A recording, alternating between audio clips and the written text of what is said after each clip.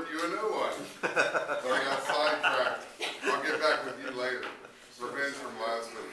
Jim, that was an impromptu speech that you sat right there and you wrote it. And it's really difficult to write a speech under pressure. Usually if I even try to write it the night before, it can take hours to come up with something and put the pieces together. But you have maybe 10 minutes and you pull something together. It was actually pretty good. A bit through the speech, I was thinking, I'm not sure if I'm going to have a critique, and I like to have something to contribute. But I came up with a few points for you. I really like what you did. I was paying attention to body language, and you're casual, you're talking to people, maybe a little too much animation in the arms, but generally you're connecting with people, you're moving around. It didn't seem purposeless. It seemed pretty good. Your story, you talked about your friend Harry as a womanizer.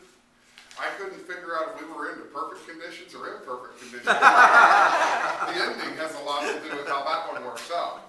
But all of a sudden I heard about you having your stuff thrown out of the house. And I don't know that you needed to pull yourself into Harry's story, and I got disconnected. So here we have Harry the womanizer, and Jim kicked out of his house. And a guy who had suicide. Harry was calling Jim saying my stuff got kicked. Oh, I thought you added your stuff. Okay. I take that back. I have more insults. Obviously, you weren't listening. Yeah, I was on the phone. But then suddenly there's this suicide, and it fits the story.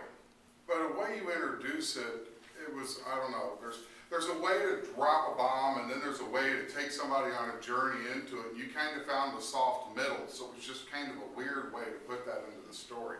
You could have been more colorful. She went downstairs and she went outside, and you wouldn't believe what you could really build it up.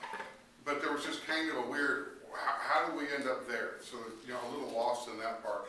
I think that the whole presentation was actually very good and well put together.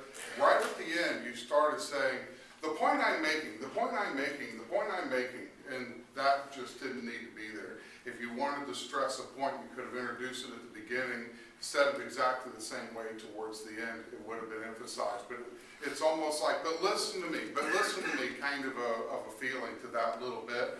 And at the very, very end, you said life is a journey, and you tried to create this story of suicide as a perfect condition or something.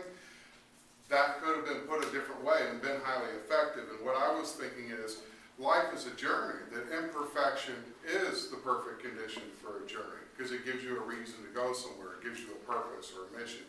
So you could have had a stronger wrap up of that imperfect is perfect kind of a thing. I could tell where you were going.